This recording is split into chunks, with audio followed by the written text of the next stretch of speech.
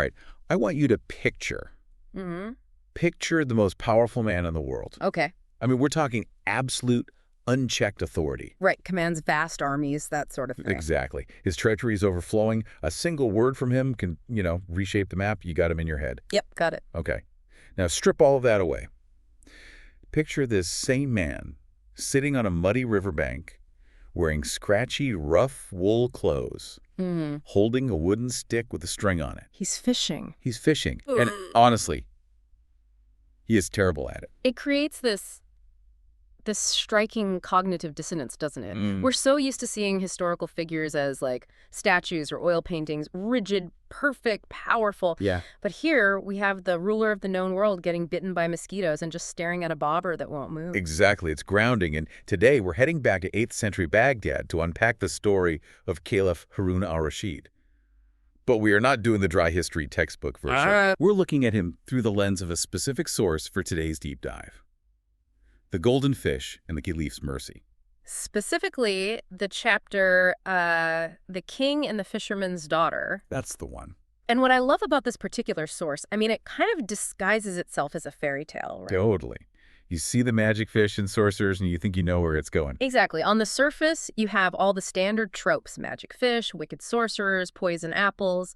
But if you actually peel back the layers, which is, what we're here to do, it's this really sophisticated case study on leadership, on what I like to call reputational equity. Reputational equity. I like that. It sounds, I don't know, a lot more tangible than just being nice. Because it is tangible. That's the whole point. The story argues that mercy isn't just some soft moral virtue. It's a strategy. It's a strategic investment, yeah. The decision the caliph makes in the first 5 minutes of this narrative, it creates a safety net that catches him years later when he's in a total freefall. It's all about the economics of kindness. So let's get into the source material. The story opens with Harun al-Rashid's Friday ritual. The text says he dresses in simple clothes, grabs his rod and basket, and slips out of the palace. To sit by the Tigris River, he's looking for peace. Right. And it's worth noting this aligns with a lot of the folklore around Harun. Oh, like the 1001 Nights? Exactly. He's often depicted as the wanderer, the ruler who needs to escape the bubble of the court to understand what's really going on. He fishes not because he needs food, but because he needs the silence. He needs to be just a man for a few hours. Right. But the river isn't cooperating. Not at all. The source says he sits there for hours. The sun is beating down, mud's drying on his boots, and he catches absolutely nothing. The Caliph of Baghdad is getting skunked. Which has to be a humbling experience for a guy who usually just points at something and gets it. Right. But then, finally, the rod dens. And the source makes a point to say this isn't a normal tug.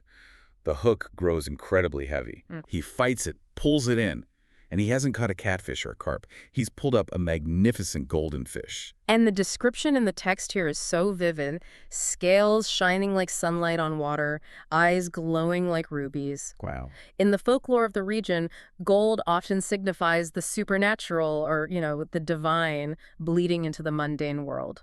This isn't just dinner. It's an omen. So Harun doesn't see an omen yet. He just sees a trophy. Right. He's thinking, finally. Yeah, finally, a catch worthy of a king.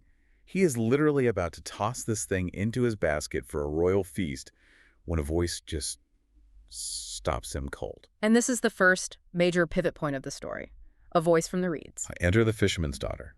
The source paints quite a picture. Right. She has black hair flowing like silk, eyes deep as the river, but she's dressed in simple peasant robes. Yeah. And she is frantic. Okay. She screams, "Stop, that's not a fish." And then she says, "That's my father." Which is, as far as opening lines go, that's a bold strategy. A wild claim. She explains that a wicked sorcerer cursed her father, turning him into this golden fish so he could never be human again. If the king eats him, he dies forever. Now just stop and look at the power dynamics here. Yeah. You have the ruler of the empire, hungry, holding a prize catch, and then you have a peasant girl popping out of the bushes, making a completely absurd claim about magic. In most stories, or even in real history, the guards would have shoved her aside. Or the king would have just laughed and, fired up the grill. Totally. Precisely. But Harun doesn't do that, and this establishes his character more than any war story could. He doesn't dismiss the absurd. He engages with it. He pauses. He listens. He essentially opens a negotiation. Yeah. He asks, Okay, if I free this fish, which is my dinner, what do I get? It's strictly transactional at this point. And her answer is fascinating. She doesn't offer money. She doesn't offer servitude. She says, whatever you ask, except my father's life. And that is the crucial detail. She puts everything on the table. She holds nothing back except the one thing she's trying to save. It shows a level of skin in the game that is so rare. She's willing to bankrupt her own future to save her father. And Haroun sees that. Yeah. He realizes he's not dealing with a crazy person. He's dealing with someone of immense integrity. So he reveals who he really is. He says, I am Haroun al-Rashid, Caliph of Baghdad. Can you imagine the panic? Oh, terrifying. But then he drops the counteroffer. He says, I ask only one thing, your hand in marriage. Now, a modern listener might roll their eyes and say, okay, classic fairy tale, the king marries the peasant. Sure. But look at it through that leadership lens we talked about. Haroun's a strategist. He sees a woman who is loyal to a fault, brave enough to confront a king, and articulate under pressure. He isn't just looking for a wife. He's recruiting a partner. Exactly. He identifies that quality, that loyalty, and decides that is what he wants in a queen. It's a hiring decision based on character, not status. So she agrees, assuming he keeps his word. Which he does. Haroun gently places the golden fish back into the Tigris. And the source describes this beautiful moment. The fish swims around his hand once. Acknowledging the debt. Right, and then it leaps into the air, and bam, mid-air transformation. The scales vanish, the fins disappear, and suddenly there's a handsome, middle-aged man standing on the riverbank. The curse is broken. The father is restored. The immediate crisis is solved. But the story doesn't end there. The marriage happens. The fisherman's daughter becomes queen. And the source makes a specific point to say she wasn't just, sitting around eating grapes. No, not at all. It said she proved wise, kind, and beloved by all. It explicitly mentions that with her counsel, Haroun ruled more justly. So it wasn't just a rescue mission, it was a partnership. Yeah, the mercy he showed the fish brought him a partner who actually optimized his reign. Everyone is happy, the people are flourishing, the king has a wise queen, the investment is paying dividends. But this is a story about magic and consequences.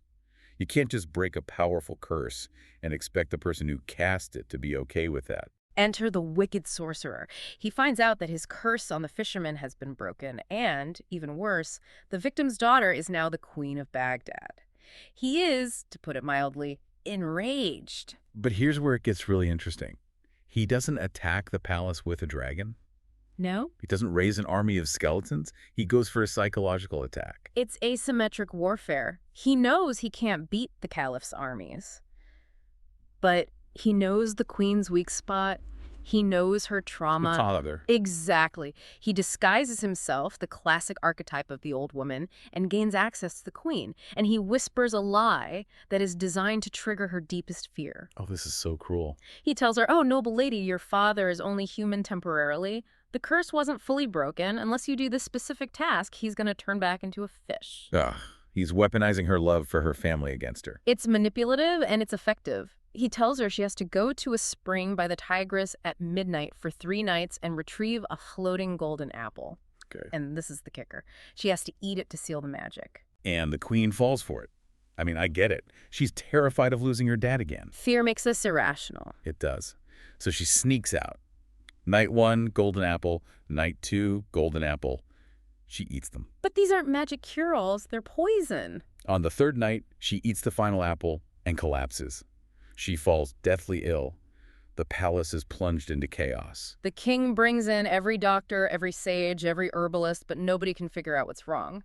It looks like the end. And this brings us to the second bargain of the story. Right. The first bargain was on the riverbank, life for marriage. This one is life for, well, a much steeper price. A stranger appears at the gates. He's described as young, handsome, a healer from distant lands. And he claims he can save the queen. But when the caliph asks what he wants, gold, titles, land, the healer refuses. He demands the hand of the caliph's daughter. And we need to clarify here, the daughter is currently a child. Right, so he's asking for a future claim. He's asking to own the future of the dynasty. That is a horrific demand. Essentially, I'll save your wife today, but I own your daughter's life tomorrow. The king is desperate. His wife is dying in front of him. He agrees to the terms. He mortgages the future to save the present. It's a tragic decision, but a human one. So the healer walks in, gives the queen an antidote apple, which I guess fights the poison with some other magic, and boom, she's instantly cured. Just like that. The color returns to her cheeks, she wakes up, the trap is sprung, and the solution is provided. The king is overjoyed, obviously, but then reality sets in. The bill has come due. He just promised his daughter to this stranger, and this is the moment where the story just flips the script. This is the aha moment. This is what elevates this from a simple fairy tale to something profound. The healer looks at the king, who is probably looking pretty grim about this deal, and he smiles sadly. And he reveals who he really is. He isn't a healer from a distant land. He is the son of the wicked sorcerer. The son of the villain. He says, "My father sent me to claim revenge through this bargain. The plan was to trap the king in a promise that would ruin his daughter's life." It's a cycle of generational revenge, exact retribution. You took my curse away, I take your daughter. It's perfect mathematical vengeance. But then the healer does something unexpected. He refuses the reward. Why? Why change the plan at the last second? He won. He had the king bound by a royal oath. The text is explicit about this. He says, "I have seen the queen's kindness and the caliph's mercy." So while he was in the palace, pretending to be a healer, He was watching them grieve, watching how they treated their staff, watching the love between the king and queen. He witnessed the culture Harun and his wife had built. that goes right back to that reputational equity you were talking about. Exactly. If Harun had been a tyrant, or if the queen had been arrogant, the boy probably would have gone through with it. He would have felt justified. These are bad people, they deserve this. But because he saw goodness, the narrative he was fed by his father just fell apart. The atmosphere of the court, which was established on that riverbank years ago with the fish, was so potent it actually deprogrammed the enemy. The boy realized he was the bad guy in this scenario. That is powerful. The king's mercy years ago didn't just save the fish, it set a tone for his entire reign. And that tone eventually disarmed his enemy's son. It's the breaking of the cycle. The sorcerer's son chooses to be his own man rather than his father's weapon. He looks at the reality in front of him and decides, no, this ends with me. So the healer reveals the whole plot. He rats out his dad, and look at the immediate reaction from the king. He doesn't execute the guy for the deception. No, they bring him in. The healer, the queen, and the fisherman, who apparently has his old magic restored now, they form this unlikely coalition. I love that visual. The victim, the redeemed villain, and the original target all working together. They confront the sorcerer and destroy him forever. And the aftermath is just as important. The young healer isn't punished for his father's crimes. He's forgiven, honored, and given a place at court. The ultimate redemption arc. It just reinforces the theme. Mercy isn't a one-time transaction. It's a culture. Harun's initial kindness to the fish created a queen who was kind. Her kindness softened the heart of the assassin. The assassin's mercy saved the princess. It's a domino effect of benevolence. And the source wraps up by saying the king and queen ruled in love and justice for many years. It all traces back to that one muddy afternoon on the Tigris. Right. The golden fish that was once a man brought not just a queen to the throne, but mercy, wisdom, and happiness to the kingdom. That's the closing line. It really challenges the great man theory of history, doesn't it? It does. We think of Harun al-Rashid as this monumental figure because of his wars or his wealth. But this story suggests his true greatness came from small human moments, listening to a peasant girl, letting a fish go. It suggests that the soft skills of leadership, empathy, listening, mercy are actually the hardest and most high-yield skills a ruler can have. Harun cast his fish upon the waters without knowing how it would come back. He wasn't doing it for a reward. But he created a reservoir of goodwill. And he didn't know he would need it, but when the crisis hit years later, that reservoir is what saved his family. And I think there's a second layer here with the healer that's really relevant for anyone listening. The whole story hinges on a young man refusing to inherit his father's grudge. That is a huge concept. Generational trauma, or even just family biases. We all carry scripts written by the people who raised us. We don't like those people. Or you have to get revenge for this slight. And this story asks us, what happens if we just stop? What happens if, like the healer, we look at the situation with our own eyes and decide that the reality in front of us is more important than the script we were handed? I will not take what is not freely given. Yeah. That refusal is just as heroic as the king's initial mercy. It is. It reminds us that while we can't control the curses or the history handed down to us, we retain the absolute power to stop the cycle. We can choose where the story goes next. One act of mercy enabled an act of defiance against evil. It's a reminder that kindness is contagious, but so is courage. Well said. And in a world that is so often obsessed with transactional relationships, I do this for you, you do this for me, this story argues for a different kind of investment, an investment in character. Because you never know when the fish you throw back is going to save your life 10 years later. Or save your daughter's future. Exactly. Well, that is all the time we have for this deep dive into the Tigris River. A story of simple fishing trips that turn into battles for the soul of a dynasty. A fairy tale with a very human heart. Absolutely. Thanks for listening, everyone. May your kindness return to you as unexpectedly as a golden fish. We'll catch you on the next deep dive.